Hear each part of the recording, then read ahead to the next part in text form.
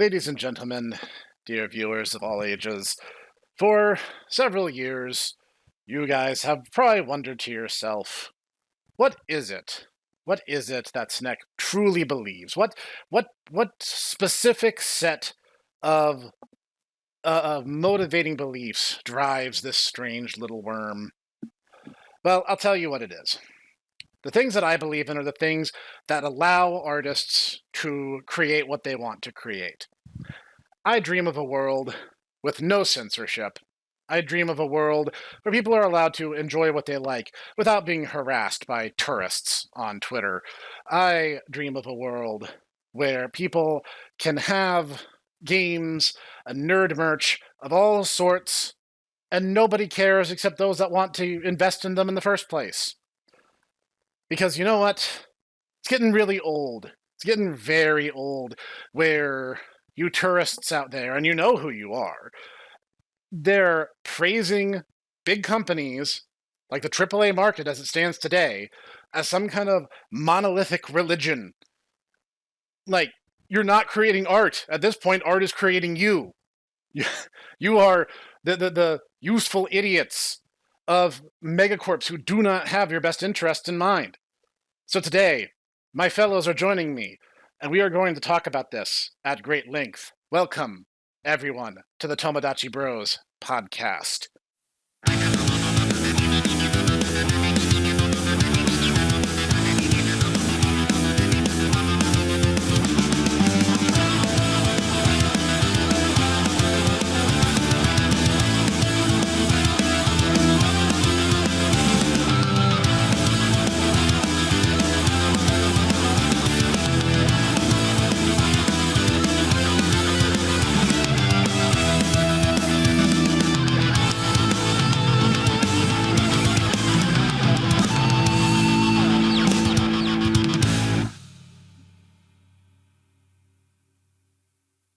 Go, go, Freedom Rangers!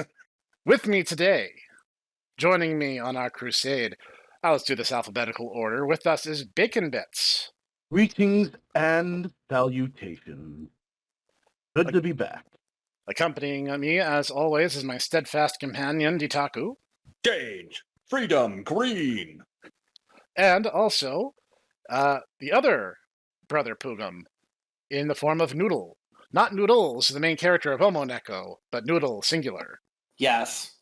I have not yet evolved into my final form of awkward autistic cat owner. Give it time.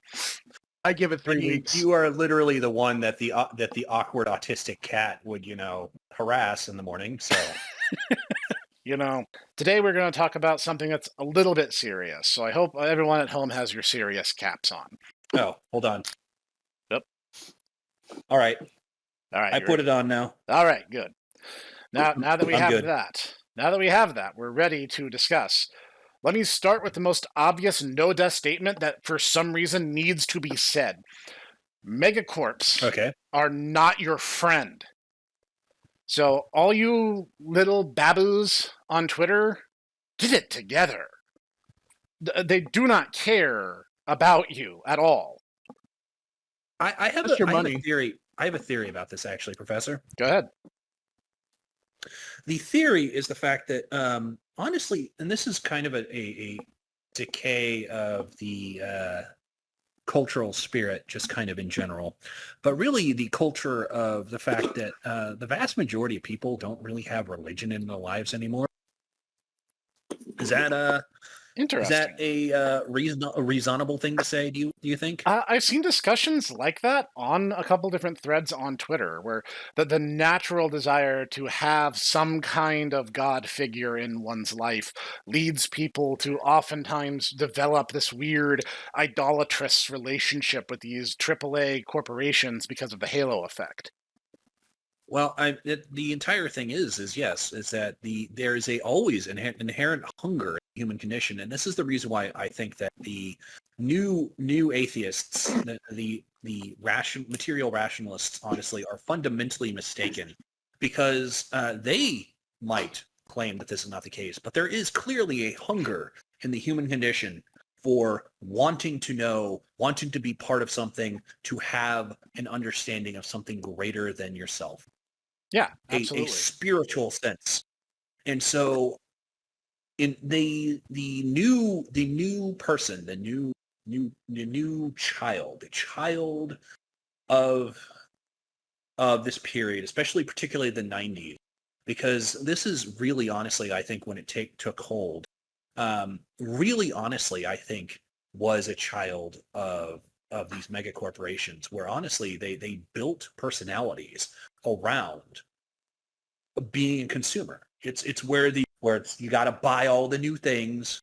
Yep. You got to defend. You got to be the mega corporation, these huge multinational corporations. You got to be their defense league on social media, and you got to love whatever they do, no matter what. Yeah, the get excited for product, purchase product, shut up, get excited for next product.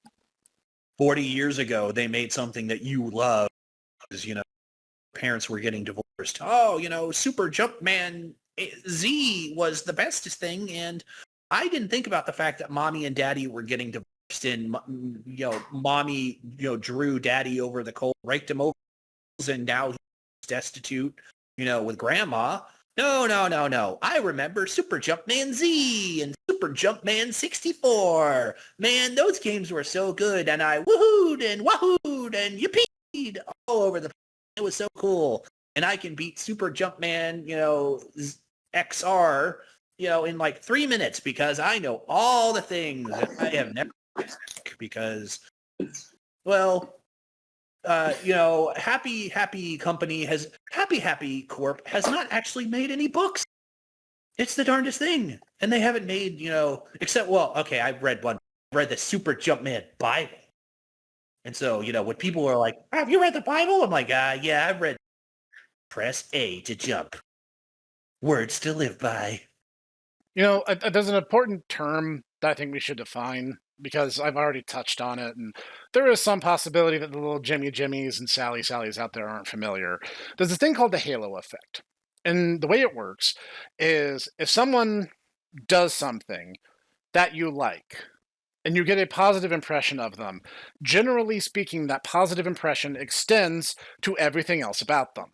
Likewise, if the first impression you have of someone is something negative or something you intensely dislike, that intense dislike will spread to all features of that person. This is a common compartmentalization that the human brain does, and we all do it. We're all guilty of it, regardless. So what's happening here is when you, Jimmy, or when your dad, James Sr., was a little Jimmy, then he was just like, wow, I sure do love Legend of Zelda. This is a fun game that I enjoy playing. And you know what? That's great. If you like games, that's awesome. Welcome to the channel. You're in the right place. But the mistake that's commonly made is that positive association with that game is then broadcast to everything about this monolithic mega corporation who, in reality, cares nothing for you, just their bottom line. So here's the thing, that halo effect, everyone does it.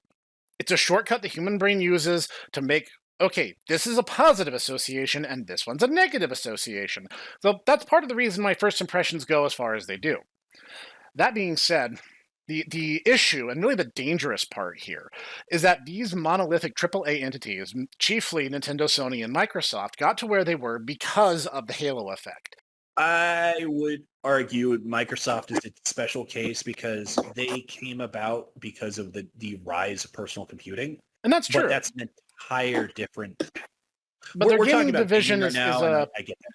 Yeah, their gaming division is kind of a very specific branch, and again, that halo effect kicks in more than one sense, ironically, given the name. That being said... Ripping pepperonis, Bungie. Yeah, seriously. Hey guys, how the mighty have fallen there's from always such things as Myth and Marathon to, Destiny and New Marathon. Makes you guys feel any better? There's always Warframe. And honestly, it's probably more true of Nintendo than the others, but it's true for all of them to some greater or lesser extent. honestly, the old rivalry of Sega versus Nintendo really honestly is where I would argue this is most intense, because like I swear the reason why people even remember Sonic is because of this old rivalry. Sega itself doesn't even create game hardware anymore, and yet there's still people out there who will be like, "Oh man, I love Sonic." Except they have this very, very, very strange idea of what Sonic is. But I mean, that's neither here nor there. And on the other opposite end, you get, oh boy, I love Super Jumpman. I Mamma Mia. Well, like, here's the thing. Shut up, Bob. It is not like Nintendo doesn't turn out good games. A lot of the time, their metrics for quality are high. But And here's the problem. This is my frustration with them too, Professor, is like, I really like a lot of their games. Absolutely. I think that Pokemon is, up to a certain point, absolutely fantastic. I think Sun that and Smash Moon, Brothers yes. is absolutely fantastic. The problem being, though, is that, like, I also look at, like, Nintendo in the 90s, and they're like, American children should not be allowed to rent video games, and we are going to lobby to prevent them from that. And in a rare case of the Ninth Circuit Court of Appeals actually being for the American public, said, yeah, no, that's not happening, Jimbo. Nope. And they kept doing this throughout the 90s. To the point that the reason why Blockbuster rentals were the way they were was because of this legislation. And so Nintendo America's recent, patenting of the, basically monster catching genre, they're like, yes, we are just going to be in charge of monster catching because we have something Pokemon. that they didn't even pioneer. Most of Pokemon is derivative from Shin Megami Tensei. No. Actually, he goes even deeper than that. I looked into this, Professor. Okay. I researched this because I was like, when I heard this, I'm like, hold on, that's not right, because they were not even the first ones to do this. But here's the thing. Megami Tensei, the Call of the Goddess, was not even the first time that this happened either.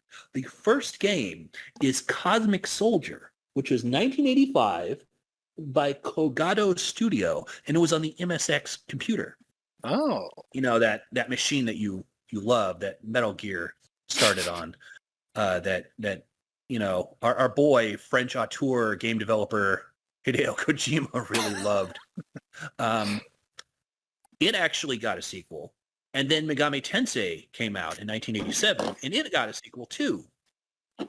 So up until that point, then Shin Megami Tensei happened in 1992. And in 1992, there's another game company that you are absolutely a huge fan of, Enix, which did Dragon Quest V, which also had a system whereby you could actually capture Pokemon monsters and make them basically into party members. Right. So prior to 1996, Red and Green, Pokemon Red and Green, there was more than a handful of monster catching and raising games. Not even getting into Princess Maker games, because that's an entirely separate thing, I'd argue. It is. It is. The entire life sim thing. To say nothing of the fact that Pokemon was largely inspired by Ultra 7. Yes. So basically I looked into it actually. The US patent code means that you have to have something that is novel and not in common usage in order to patent it. Right. It has to be something that is new and is basically unique. Something like making something that people are already using, that has already been determined. That's the entire thing with the reason why Xerox is basically, if you photocopy something, you can just call it Xerox, because it's in such common usage that basically they just lost the trademark Yep. for their own name. It's called genericization, and it's why, this is a fun little bit of trivia, back in the 80s and 90s, commercials for Band-Aids would say, I'm stuck on Band-Aids because Band-Aids are stuck on me. But when you see those commercials today, it says, I'm stuck on Band-Aid brand. Because what they actually are adhesive bandages, is what they actually are. Mhm. But it's become so Yes. genericized that they're in danger of losing their trademark. Yes. Band-Aids are actually, it's another one of those things where Band-Aids are just, you see those adhesive bandages and you go, oh, that's a Band-Aid, because that's just what we think of when we think of those adhesive bandages. Even though 9 times out of 10, when you get one of those, It's probably it's not. just a generic brand. It's not an actual Band-Aid brand anymore. Yep. But my point with explaining all this was the fact that when I heard this, I'm like, these guys are out to lunch. And honestly, like Sega of America, or Sega, who owns Atlas, should take them to task and be like, oh, really? You guys own this? That's very curious, because near as I can tell, our Megaton franchise has been, it's been a thing pretty much the entire time, well before your pocket monsters. And honestly, I mean, correct me if I'm wrong, but this really seems like them just trying to bury Power World. This is the monster game equivalent of what happened to Chroma Squad. And I've complained about this before, but I will complain about this again. For those No. See, that's not even that. It's applicable, but I'd argue it's even worse than that, because Chroma Squad, you can kind of sort of see where Hayam Saban is coming from. It's not true, but I can kind of see where Hayam Saban, getting mad at my Power Rangers. Okay, that makes sense. Licensed footage that you had no hand in actually making. They're making fun of my licensed footage. I needs to get me some of that money, because more than that, it's setting a precedent. They want to punch down at an easy target, because that will set a legal framework for them saying, oh yeah, we definitely created the idea of throwing a ball at a colorful magical creature and subjugating its will to your own. Like, they magically came up with that idea first, even though they very clearly did not. No, they didn't. But I mean, much like how Toei nor Saban own the rights to colorful costume superhero teams. But they're hoping that, oh, well, Power World is an indie studio. They don't have thousands and thousands and thousands of lawyers on tap. So they're hoping that they can just bully this indie studio and force them to capitulate and create a legal precedent that gives them the upper hand. Because what they've basically witnessed in the last couple of years is Power World do everything that people have wanted to see Pokemon do since its inception, and do it way better. And the funny thing is, too, and Bacon Bits and I were talking about this just before we started recording, the one person who might have a argument, for like, hey, you guys were a little horning in on, is Ark Survival Evolved. Because if you think about it, the gameplay loop of Power World, it basically is the same as Ark's, except replace dinosaurs with, cartoon monsters. Okay, I've never actually played Ark. I'll have to take your word for that. But yeah, I get what you're saying. Except you can't patent. You cannot patent a gameplay loop. You cannot patent a system like that. Yeah. And then just aside from that, there's also Grounded, and now Grounded 2 is coming out. That one it's I'm either later familiar this year or early next year. Right. It's the same basic premise. Power World works under that premise, where you start with nothing and you slowly build your way up. Yeah, it's base building survivalism. And you build your way up. It's just the fact that it's base building survival, but instead of the wrinkle of everything is cubes or Honey, I Shrunk the Kids, we're in, I Magical can't believe Monster this Island. Yeah, I can't believe it's not Pokemon. Yes, which, for the record, might I add, I actually prefer much more of the PAL designs than modern Pokemon, because holy cow, the fact that they don't have "Aw man, guys, we're going into the beginner area. We're gonna find 60 different just cartoon birds? No. Yeah.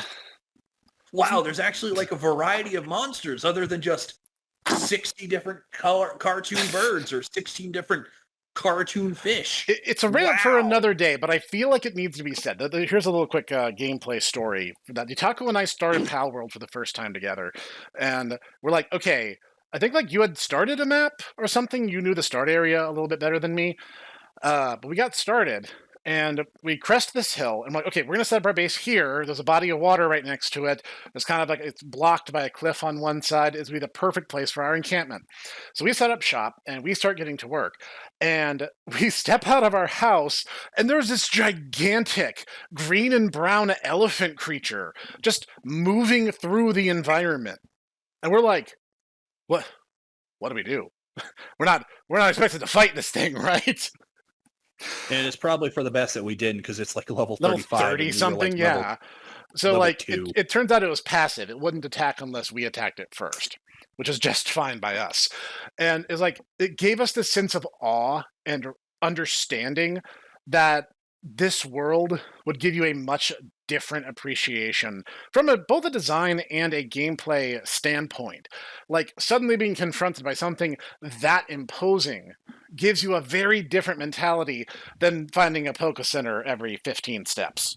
Yeah, it's very different to open create a cool little log cabin, open your door, and you literally see a mammoth that dwarfs your cabin, and you're like, oh, okay, yeah, I am not nearly as comfortable here as I thought I was. Guns. We are not as safe as we believed. I move? Could I move? Am I cool to chill here? Mr. Elephant Lady Person Now, Guy thing. The thing is with those is that, yeah, as long as you don't attack them, even if you're attacking other things, they're not going to aggro you. They're actually really chill. There's certain high level, especially high level mons, they're just hanging out. They're just doing their own thing. They're just, whatever. Yeah. Now it gives you a certain sense of there are some pals that they will go out of their way and they woke up and they chose violence. Like there's a certain northern island that has these freaking bees that as soon as they spot you, they will charge at you and they will attack you. And as soon as they get low on health, they blow up like a bomb. They're very, very angry. And Yes. they don't care about anything else Yes. other than killing you. So flying honey badgers of the frozen north. Got it.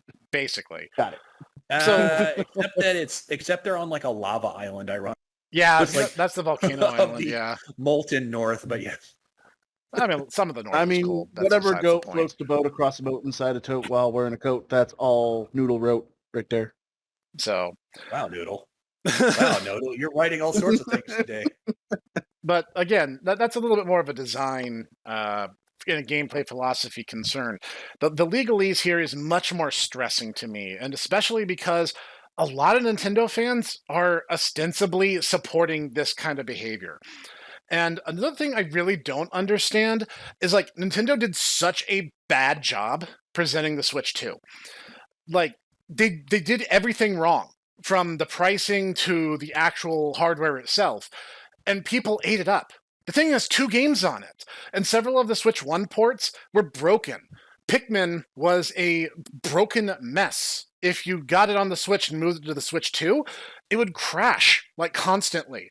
And people genuinely tried to defend the state it was in, even though Nintendo had not taken it off the eShop or even put a note. We're like, oh, hey, we have a patch incoming for compatibility. They didn't even do that. They tried to say, oh, there's, like, minor screen tearing periodically, and still sold their full-price Virtual Console title on hardware they knew where it wouldn't work. And people are shilling out huge sums of money for a console with 2 games on it and terrible compatibility. That's like, yeah, they're gradually fixing it before you like swarm the comments, oh my god, Snek, they fixed it already. Yeah, whatever, cool. They still did it. That's the point. That's how little they think of you, and you're defending that behavior. Bear in mind Also- that this is about 2 weeks old. So you probably probably should put this out ASAP. This is not one Yeah. that you should like hold off Out of on order, to yeah. further. Yeah. Yeah, you're probably right. That being Also, said, just the ability to. Oh, I apologize. no, go ahead. I was just going to say, like, the ability that they have, the Nintendo company and whatever means they have, to just brick your system if you do something that is incompatible to how they want their system to run. If you want to do, like, a modification to any game where it's just, like, as little as formatting buttons to make your play better, to, like, everything that they want to try and prevent, which is just the modding and cheating in games, they can just brick it. Yep. Remotely. That's true. They have a kill switch on it that can't be undone. So there's a new market of secondhand Switch 2s that are bricked or not accessible for online capability. Because some of them are bricked in such a capacity where you can play single player, but not in the online mode. Though why you idiots are still paying for online play? Why? You already have an ISP. You're paying for online already. Like, thanks, Microsoft, for establishing that as precedent. I hope you all rot. I mean, they should rot for the fact that Windows 11 is a giant POS, but, you know, that's a rant for another day for a Ditaku who is just who constantly is like, I hate Windows, and then every person other than you, Professor, it's like, oh, why aren't you using Linux? I'm like, because I have a life. 1, I'm not a programmer. 2, just because a date with a woman goes poorly doesn't mean I'm suddenly going to start dating Poogums. And let me tell you, our other IT friends, the professor drops that on them, and he's like, whoa, whoa, whoa, whoa, whoa, whoa, whoa, whoa, whoa, whoa, whoa, whoa. It's like, huh? Something there, Clockwork? I mean, I'm sorry. Arranger, Clockwork, I love you guys like brothers. I swear I do. But holy crap, I'm not using Linux any sooner than I'm using Mac OS. But I'm sorry, I work for a living. I love you guys, but I'm not, in fact, autistic, despite the allegations. No, I am autistic, but I'm not that autistic. He's high I functioning. mean, with a little bit of effort, you could be. He's high functioning. You just gotta lick more car batteries. It's like, gotta lick some car batteries and lead-based paint, and maybe I'll get there. But I mean, there you go. Getting a sudden fascination with trains. That's when we know when it kicks in. Anyways, oh come on! I already am a Digimon fan. Do I have to go deeper? Yes. Oh, listen, there's a Digimon local locomotive museum. We can all go there. It's just like a little family vacation. Look at all the trains and all the good stuff. I'm being sent down this totem pole fast. He has to go up here to Poogburg, though, in order to do that. Well, I mean, I should make it a point to visit at some point soon. Anyways, you absolutely should. The salmon up here is fantastic. It is scrum diddly umptious. All right. Anyways, my point that I was going to say before I basically almost ran over Bacon Bits was the fact that, like, man, Nintendo of America did not realize what they had when they had Reggie and Iwata. Because holy cow, Reggie basically was the it's me, Reggie. I'm the magic Nintendo man, and I'm here. Is this the same Reggie the Rhino? Games. No, Reggie Fils-Aimé, who was basically the closest thing to a real-world Wizard of Oz, if ever there was one. The dude was... That's my point. Yeah, he put on this entertaining front for the company. Mm-hmm. No, I completely agree. And honestly, basically every single time they're able to disarm people and they're like, oh, hold on, these guys are trying to legislate how we can rent games. They're like, and he'll be like, haha, don't worry about that. Have a Nintendo Cube. Oh, wow, I love Mario Sunshine and Pikmin and Raymaster. Super Smash Brothers Melee. Oh, this is much better. And we are never going to talk about other games. That. You just love thinking about when your metabolism actually worked and you didn't have 15 chins. And you didn't have to pay taxes to a corrupt government that also hates you and is in bed with the mega corporations who also hate you. Are you guys seeing a theme here, a pattern emerging? No. They don't Legend of Zelda us. Twilight Princess. They don't hate us. They just view us as Soul living Calibur wallets. 2. I love playing as Link. on this game that no one else has a ranged attack except for Link. Yay! Yeah! Jimmy appears to be having a stroke. Everyone pray for him. Jimmy is playing Link in Soul Calibur 2. Not that I would know anything about fighting Link in Soul Calibur 2. Technically speaking, Professor. Cervantes has a ranged attack as well. Professor. I don't know what you're talking about. The thing is, you have these corporations. They view you as cows. That's what it boils down to. You are there to be milked for their benefit, for their bottom line, for their corporate board of directors. And you can thank the Dodge Brothers Company for that precedent, by the way. Look up Ford Motor Company versus Dodge Brothers Company, Supreme Court case. It's very enlightening. Whoa, Professor. No, wow, it is a genuine legal precedent. This is a historic thing. This is not controversial. This is the truth. What happened was the Ford Motor Company had an explosive sales year. They were making big money. They were doing extremely well. They also still had the gold standard, so the dollar was worth something at the time. So Ford goes, hey, this is our opportunity. Let's raise the wages that we're paying for all of our workers just across the board. Everyone in the company gets bigger payday. The Dodge Motor Company, or what was known at the time as the Dodge Brothers Company, stepped in and go, whoa, bucko, don't you know the highest priority is shareholders and boards of directors? And for some reason, the Supreme Court looked at this and went, yeah, that seems about right. So that is why our world is controlled by megacorps who only care about paying out to octogenarians. Okay, you want to know why the world is screwed? This is why the world is screwed. That's the reason why this is the crux of the crony capitalism that when people are like, capitalism is the root of all problems. It's not capitalism. It's the fact that we have rulings like that.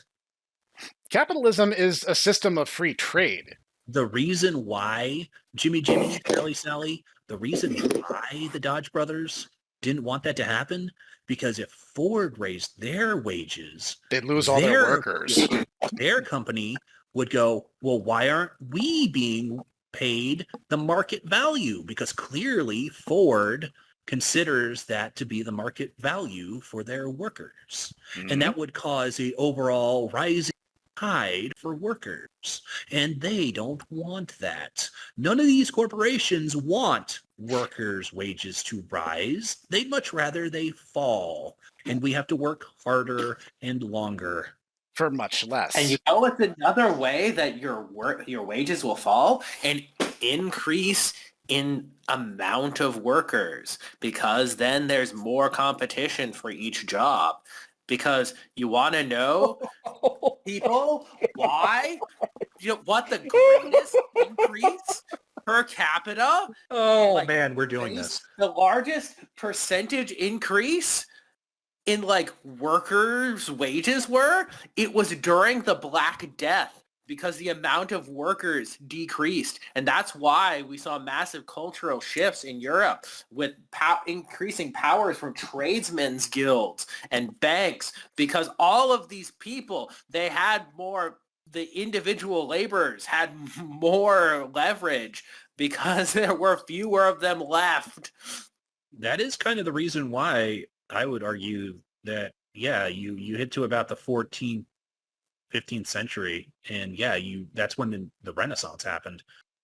So you gentlemen want another reality bomb? Because I'm about to drop it.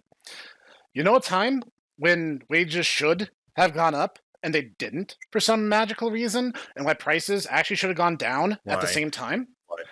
It was this little thing known as the Great Depression.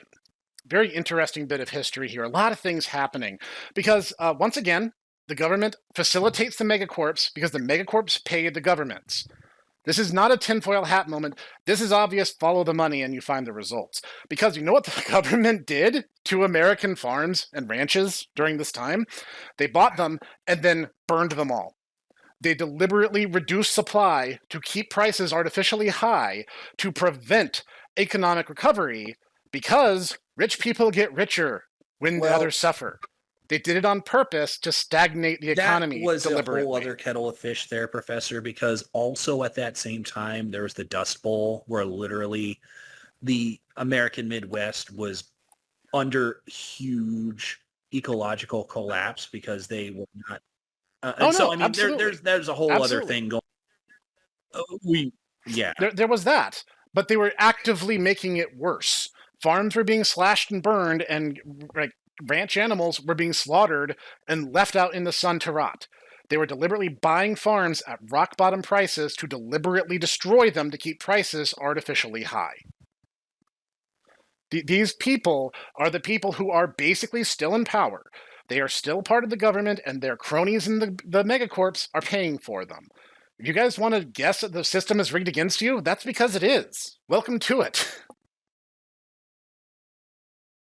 If you don't trust the government, you trust the government too much. That's fair. So here's the thing. This is not a black pill moment, okay? I want to be clear. This is simply history up to this point. This is just how it's been. This is how things are. If you want to know why it is, that's why it is. It's not because of capitalism.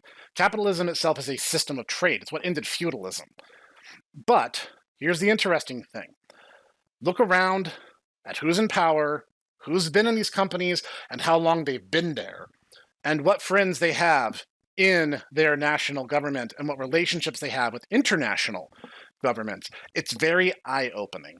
Because you might be going, golly, Ditaku was talking about how Blockbuster was being sued by Nintendo, but that doesn't make sense. Blockbuster is an American corporation, and Nintendo's a Japanese corporation. Well, you're correct. But remember, all these things are interconnected. The nerd sphere is not magically isolated from the harsher, broader economic reality. This is all connected. All right, you guys with me? Have you begun to embrace the Sticks the Badger lifestyle because she was onto something? So here's the thing. Okay, I'm not going to go out and live in the woods and start, creating manifestos.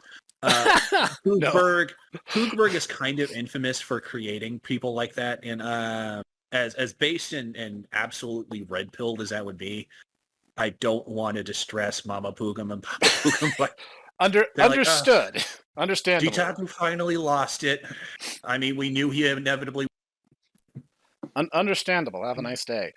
Now, look. Honestly, though, I was gonna say along that track, that's something that I've put serious thought into. No, to just be like, God, I just want to be left alone. Bacon bits, no. Don't become Uncle Ted too. I just want some dust and some chickens and some privacy. Please. So here's the thing. Here's the broader point, and this is kind of why I'm saying this is not necessarily a black pill, because not only can things get better, you're also looking at the reality that knowing these problems is the first step to solving them. So here's the thing. What do you need to do? Well, my first recommendation is stop buying AAA products. How many unique games does the PS5 have again? 4? Maybe it has 5. Maybe the name's thematic. You know what's funny? Is that ever since PlayStation 2, the meme of, welcome to Sony, we have no game, really has not changed? Nope. The 3, 4, and 5 have all been the same in that respect. It's really funny. And of course, there's going to be Sony fanboys who go, oh my God, Ditaku, you're absolute lummox, you stupid buffoon. You don't know what you're talking about. It's and that's why it's funny, because you guys immediately start just screeching and molding. Even though it's objectively true.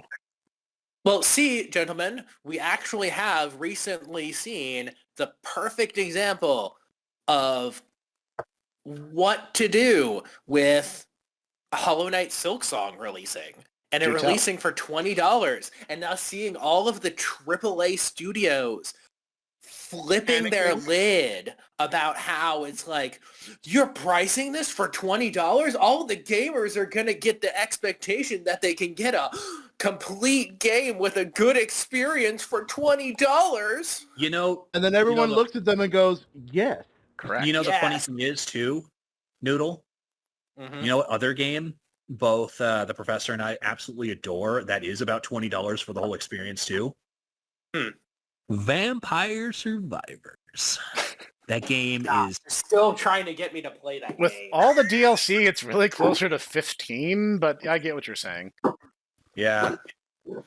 Yes, including yes, Noodle. including Moonsong, which is god, what a waste of a DLC that is. But all the other ones are fantastic. Forest but of Moonsong Astari isn't that bad.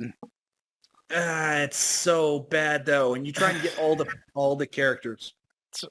Tell me that trying to get Demon Genevieve isn't like pulling out teeth. I mean, you're not wrong, but I mean, if you just bust out the Amogus weapons, it'll be fine. Use the Amogus weapons and the Castlevania weapons, and then it'll be you easy. You get DLCs from later in the game in order to beat this one DLC from the very beginning. Okay, I see. Yeah, Forest of Ascari is kind of rough. That being said, that's the interesting thing about Silksong. Here's I haven't even played Hollow Knight, and I know, oh my god, indie blasphemy, I haven't played Hollow Knight. Sorry, sue me. I'm shocked that you haven't, because it literally is bug Metroidvania, and that's literally two things that you love. All true. I just haven't gotten to it yet. It's really interesting because I've seen people on Twitter defending the Megacorps, going, "Oh my god, I can't believe you're trying to price things reasonably." Here's the thing: Nintendo came out during the launch of the Switch 2, and they said point blank, "If we feel that our game is worthy of $70 or $80, that's what we're going to charge, and you cows will pay up. You always do." And guess what you did? You cows out there with your Switch 2s, you did. You ponied up for 2 games, Donkey Kong and Mario Kart. That's literally all the Switch 2 has. I think that this is a case of, they can feel that their games are worth this. But at the same time, certain conscientious, consumer, parentheses, Ditaku, will go, that's nice, and not purchase them. Technically speaking, this falls under what's known in economic theory as the theory of subjective value. To you, yes, maybe you can argue that Donkey Kong, but again, is worth $80 to you, and the $500 brick that's played upon, that's an inferior, dumbed-down gaming PC. Congratulations.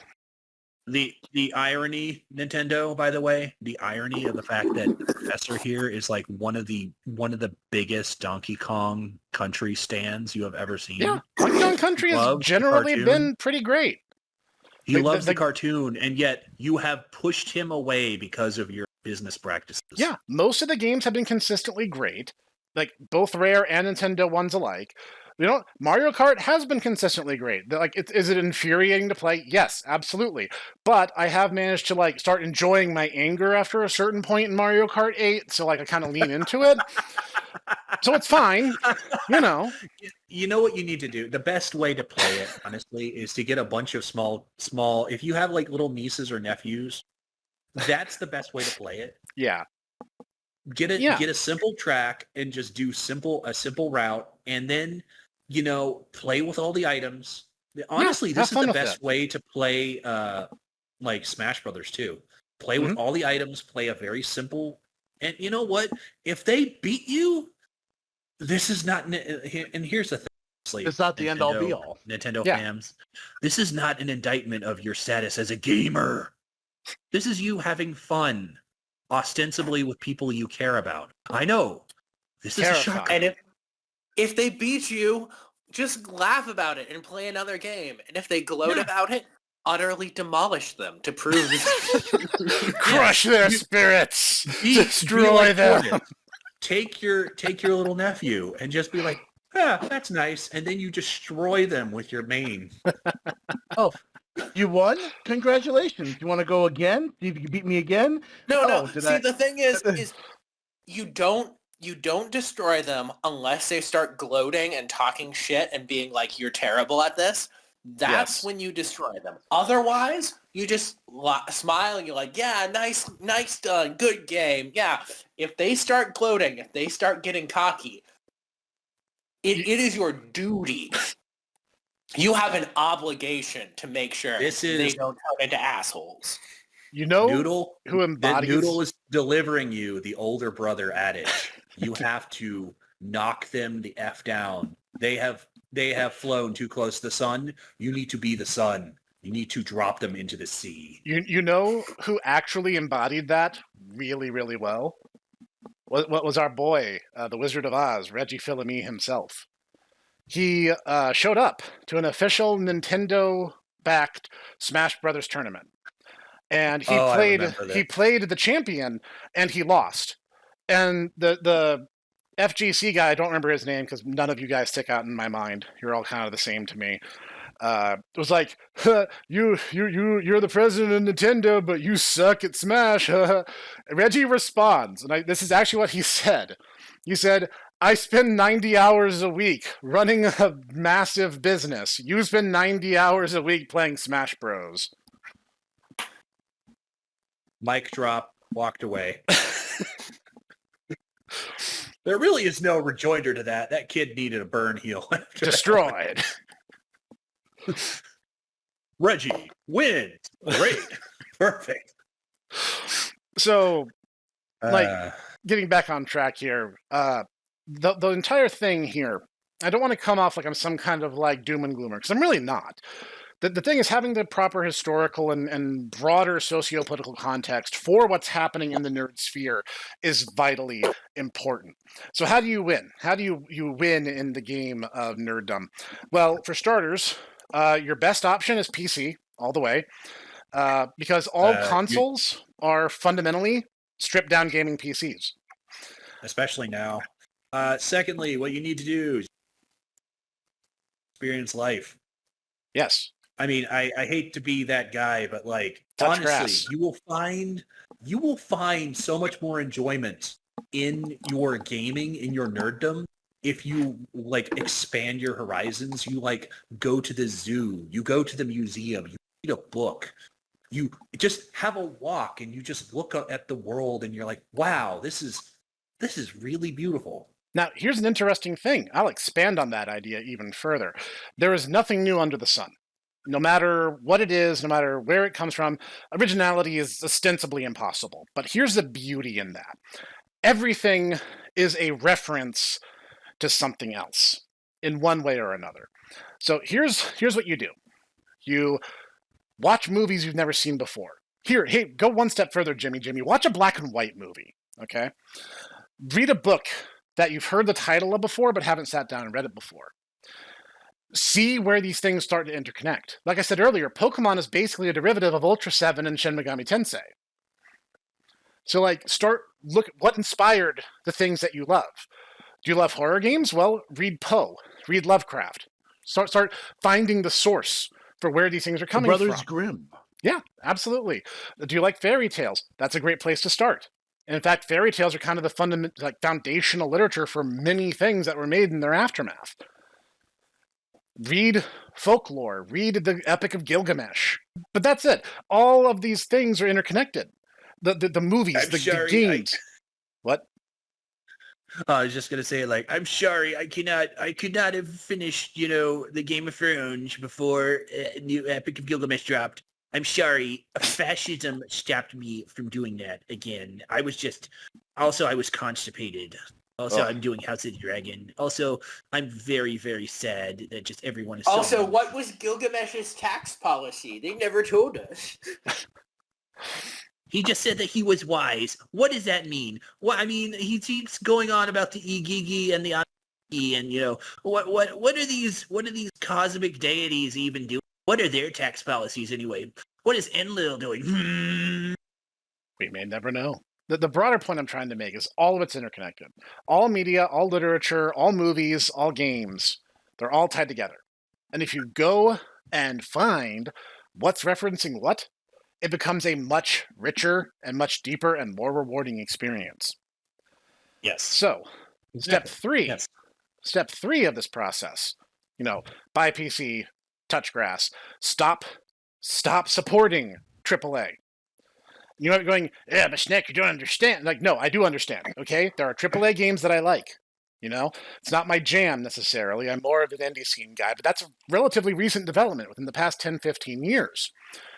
Because I was about to say, you played a lot of Bamco games. No, I did. You played a lot of Bamco games. Absolutely true. Absolutely true. Now, here's the thing. The AAA market is inherently designed to exploit you. You can guarantee your bottom dollar that when they eventually get around to releasing Grand Theft Auto 6, they're going to try to argue, oh, you don't understand. We have to charge $120 for the base game and $180 for the deluxe edition. Bro, it gets even worse. Do tell. EA is talking about how it's, if you think about it, we can charge by the hour. Yeah, like that doesn't actually make any sense. I once heard someone say it's like the value of the game is the entertainment value you derive from it. So, you know what? Warframe is an absolutely free game, but I put money down on it in the past. More than I care to admit, I'll be honest. But that's because Warframe is a really freaking good game. Honestly, I just wish that the story was more approachable. A little more cogent. No, I'm in agreement. Look, okay, I'm just saying that I'd like to be able to save my android space mom from herself. Yeah, seriously. I guess. But here's the thing. I guarantee you, whatever AAA game that you love, whatever, be it shooters, action, racers, RPGs, you name it, there is some indie equivalent that in many ways will blow it out of the water. It already exists. I guarantee it. I can tell you that because that's what my channel is almost wholly dedicated to, is finding and playing these different games, long and short alike, and playing through them and experiencing them firsthand. There is no bottom to the greed of the AAA market. This is why you saw things like the legally dubious tactics behind what happened with Visions of Mana. And as disappointing as that is, you have other options. There are other games that are not only inspired, but in many ways surpass the material that gave rise to these different projects. They're already there. They're already on Steam. They're already on consoles. They're already there for you to find. You just need to broaden where you're looking. Man, that was such a sad thing because like Trials of Mana, their 3D remaster was so good. Yes. So good. And then they were doing Visions of Mana. And then this isn't selling enough, so you're all fired. It's like, okay, Square Enix, this is the reason why you don't have like a good middle market games anymore, is because you're kneecapping these guys. You keep doing stuff like this because it's not turning your Final Fantasy 14 money, and right now that's on the decline too because of your market practices. So, keep doing a good job there, Squeenix. Here's the thing. I'm going to be perfectly honest. Some of these AAA developers need to die off. And I would argue none more so than Nintendo and Sony. They are literally the ones who set these precedences that are becoming increasingly more hostile to the base consumer. The sooner they die off, the better the market will become. For the life of me, Sony, I just do not understand why it has as much influence as it does. They throw their weight around. It's like, you do not do the numbers. You do not make that you don't have the influential games. You are not doing the numbers that I would think you would need in order to be like, yeah, we're the ones who basically determine what's going on in gaming. It's like, really? Because you have The Last of Us Part 2? Oh, wow. The Last of Us Part 2. What actually gives them any clout at all is they own the patent to Blu-ray. And once that expires, they're not going to have anything. So they better yuck it up while they still can, because they're not going to have anything soon. I mean, they've got platform security covered. They also have a huge amount of music licenses because they basically own... I think they own the Beatles, they own Michael Jackson, they own Elvis, they own a number of, plus basically the entire Japanese industry, because I think they just basically own that entire domestic industry, which is unfortunate because they are absolutely just as awful, if not worse, there than they are here. Yep. The actual gaming division, really the electronics division of Sony, hasn't seen a profit since a star rose in the East. So I'm just saying, yuck it up while you can.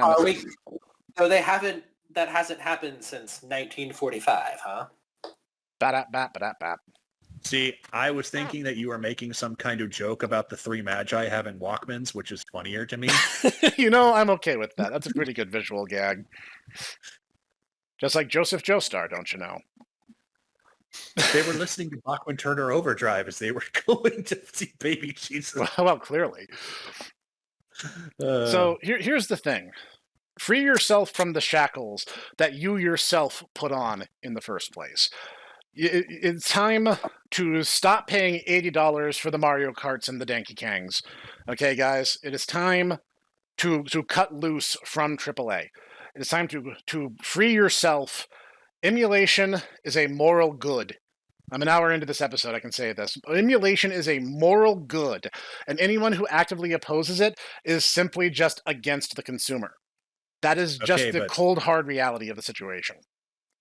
But Professor, if Tempest Soft were to release, MILF Defender Base Commander 3, would you think that that's worth, $80?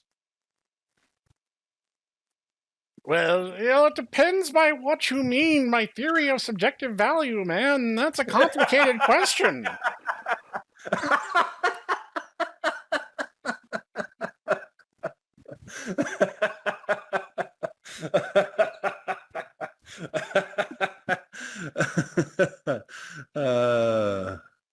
We have fun here. We do. I'm just saying you need to learn game designs. There's so many things that I'm like, this seems like something that you would want to do, and you're like, yeah, this seems like something I would want to do. I'm working on it. It's slow, and I work full time. So yes, I don't have the option, I don't have a trust fund or anything like that. I gotta actually pay rent like a pleb. Tomodachi Bros Content House ? Not impossible. No, not impossible. Not today. Not anytime soon. Technically not impossible. So it's like, here's the thing, Jimmy and Sally. Learn your histories, read the books, watch some older movies, watch movies from when most actors got their career started by being stage performers before they were Hollywood actors. You will see a world of difference, much higher quality, and much more passion. Find the indie scene. You will be amazed what people will give away for free. Okay? Absolutely outstanding things waiting to be found. Things like Steam, things like itch.io. All these things are there. Itch has got a huge amount of really fantastic things for people basically giving them away for free. Yeah, absolutely. It is wild. And I guarantee you will find diamonds, the likes of which you never knew possible, once you free yourself from those limitations. You'll find some turds, to be sure, but there's a lot of people who are doing for every Indigo Park. For every Indigo Park, there's 10 or 12 bands. That just goes without saying, but that's true of any medium. But to be fair, a lot of the turds, and I wouldn't even call them really, and I think it's kind of unfair to call them turds. A lot of them are not nearly as good as they probably could be. But it was clear that the creators had an idea, had a vision. Yeah. And it was clear that there was a lot of passion in it. And it was more than, this will sell good, and then we can sell DLC season passes, and even season passes for the season passes. Yes, but then you also get things like, I am a passionate game developer, Lou. Prolific does not mean passionate. And let me tell you, I have a cosmic journey through space furry communism. Was this a critique or a commentary? We have no way of knowing. We don't know because there's not enough context for it. Yes, we have so many questions. And here's the bottom line. If you've gotten this far, if you've gotten an hour and 5 minutes by my reckoning into this video, you're probably going, well, everything is hopeless. What do I do? Don't despair. All right? Because the situation is always free to change. And your buying habits are going to be part of what institutes that change. If you're willing to pay $700 for the latest Nintendo offering, which, by the way, is comparable to, I think, 2 or 3 generations ago Xbox, The Switch itself was basically comparable to the 360 for reference. If you're comfortable shelling out $700 for antique hardware and $80 for games that we've already seen before, you're welcome to do that. Do I encourage it? No, please don't. But it's your choice. But remember that your choices do matter. Your sales numbers matter. What you buy, it dictates what the market will become. If you allow those nostalgia goggles to continue to blind you from the truth of the situation, then expect more of the same. Expect the status quo to remain as it is. All right? That's your warning. That's not doomsaying. That's the promise. And that promise also comes with the other side of the coin, being that if you support indie devs, if you support AA developers, you support the little guys, you support people who are willing to put out full titles for $20, yeah, guess what you're going to see? You're going to see more of that. The problem is, though, professors, there's not really any AA. There's like not anymore. Larian, maybe. Not since the death of the 3DS, no. And maybe Spiders, maybe. But you know what? Those are like the only two I can think of. There could be. And even that then, can change. Kind of arguable. No, that can change, though. True. That can absolutely change. The indie scene, like think about like someone. I can't pull the name out of a hat. The guys who did Hades and. I was actually just looking them up because I'm like, hey, have you heard of Hades before? Because yes, I like the first game and the second game. Super Giant Games. Supergiant Studio. Supergiant ostensibly started off as like garage programmers. The professor spent about 6 months in a weird pilgrimage state in order to beat Hades 1. Yes. There's a lot of stuff happening in that game. And, you know, I love the meme where it's like the sliding scale of how much a video game character talks. And you have Link on one side, and then it goes to the opposite end, and it's Zax from Hades. Then someone follows up with a correction, and the line keeps going until it runs into Alex from Yeek. Yeah. So, yeah. What is going on? Here is a thing. You mean the thing that's right in front of us? Yes, I'm going to describe it to you, but I can see it right here. I'm going to describe it to you at great length and then explain precisely what's going on. And then Alex will still grab his head and go, what is going on? Are we sure that the writer for this wasn't in fact a novelist and completely entirely unaware that he was working with a visual medium? No, well, okay, first off, there was only the one person who had made it, basically. And secondly, that question is one that both Snek and I have asked. And honestly, I don't really know. I don't really know if he was just trying to, he had a novel idea and was trying to put it into a game. It's very hard to tell. Idea. To be fair, we haven't played the revamped version of the story, so I can't really comment on that. So maybe not. I guess I hear they got rid of the golden alpacas though, which is that's a shame. That was. It's not like they couldn't have used it. It's that fact that golden alpaca was never explained, and that it was also really jarring, contrasted to the scene that was happening at the moment and the scene that follows like immediately afterward. So. It's okay. Golden alpaca will live on in our hearts and also in Badlands Beasties. That's true. So alpaca. It's the same. This is not a new dichotomy for all of you at home. This is not new. This is the same debate that's been going on since like the 70s and 80s, with people going, well, you can shop at Walmart or you can shop at your local mom and pop shop. It's exactly the same idea. Like, are you going to support the big company? Well, then expect for things to remain unchanged. Well, you then have the option of shopping elsewhere at these little mom and pop shops. And yeah, will it be different? Yes, it will. And different can be scary. I understand. You might be going, but I love my Pokemons. Fine. Okay. You know what? To a certain extent, I do too. But, consider consider the market. Like, Monster games are a really good example of this, because for a while, options were kind of limited, but all of a sudden they're not. Now you have Koromon, you have Nexomon, you have Cassette Beasts, you have, like, more than I can even begin to prattle off. Like, there are so many options now. Just put your feelers out there. Figure it out. Try a few game demos. Like, you don't even necessarily need to invest immediately. Try demos, try free games, try, like, other games that the same developers have done in the past to get a feel for, like, what their style is. These are all great ways that not only can you broaden your library beyond what you currently have, but that you can discover gold that you've completely untapped up to this point. And if you want to grow your neckbeard, play Persona. If you want to worry your friends, play mainline Megaton.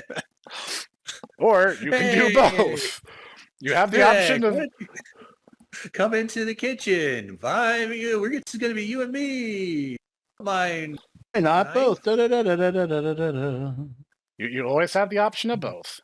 There's no limit to what games you can and cannot try. And if you're going, but Snek, I don't have a particular console. That's what emulation is for, Jimmy. And it's easier than you think. Snek, I saw you allying yourself with the powers of law. You know we're a chaos household. You don't understand. The law monsters are super cool. Also, I also have this really hot angel lady who's like, you should do the right thing. And I'm like, She makes two compelling arguments. You know she's just going to remove your free will and be like, oh, the only will that you require is the good Lord's will. She still makes two very good points. I'm gonna hit you with my knife. You know what? It's fair cop. What Itaku did not know is that Snek had reflect melee on his armor. At what percentage? In SMT, reflect is 100%. Yes. Well, butter my butt and call me a biscuit. Okay, I could have gone my entire life not thinking about that mental. All right, so on that disturbing note, let's wrap this up. Gentlemen, I open the floor to you because I've done a lot of ranting this episode. Well, let's go down the list. Bacon Bits, final thoughts on the matter. Greed is terrible, especially when they're greeding for my money. They should stop that. Agreed. That was a pun. That was a pun. I caught that. I caught that. Ditaku. Simping for corporations is lame, and honestly, you can do better. Yes. There are so many other things, so many other, hills you can die, so many other, passions you can have than, oh boy, I love corporation. That's really, really lame. Yeah. Come on. Full agreement. All right, Master Noodle, I open the floor to you. That we have a big collection of indie game walkthroughs that you guys can totally check out if you want to figure out which things are really cool. You should especially check out the ones that I'm in. Which ones am I in? Who knows? You'll have to watch them all to figure them out. Look for the Pugum with a blue mask, or just do yourself a favor and start with Kiosk, because apparently that was our best one, based on what everyone's telling me. Alternatively, you could just watch Battle Network 5 and listen to the handsome melodic voice of Helicopter Man. Also that. Or you can, check out the game where we have a bunch of spare cats, and apparently I was really great at voicing film noir. I don't know. Maybe Tail Chaser will hire us for voice actors or something. That'd be pretty cool. I'd do it. Well. I'd do it I for would free. 100% be down for voice acting in some sort of film noir thing. I'd do it for free. I'll be honest. I love those. I'd love also do Moneko. it for free. I just do it for the love of the game. That's fair. Honestly, voice acting professionally would be totes coolio daddio. No, absolutely. So, hey, everyone, go to the comment section. Tell us, do you have a project you want to hear the dull set tones of the Tomodachi Bros in? We'd love to help you out. Hit us up. My email is on my Twitter and my YouTube page. Let's talk. Anyway, gentlemen, thank you for joining me and allowing me to go on my rants about history, nerd culture, and more. You're welcome. It This is now what it will be. Soul Taco. What it will be. No, I appreciate the support, and the conversation was lively. I think we've made some salient points. Everyone, go down to the comments. Let us know what you think. Were we right? Were we wrong? Were we somewhere in between? Let us know and do that like, comment, subscribe thing if you haven't already. This has been the Tomodachi Bros, and we are going to see you next time. Bye-bye. Until then.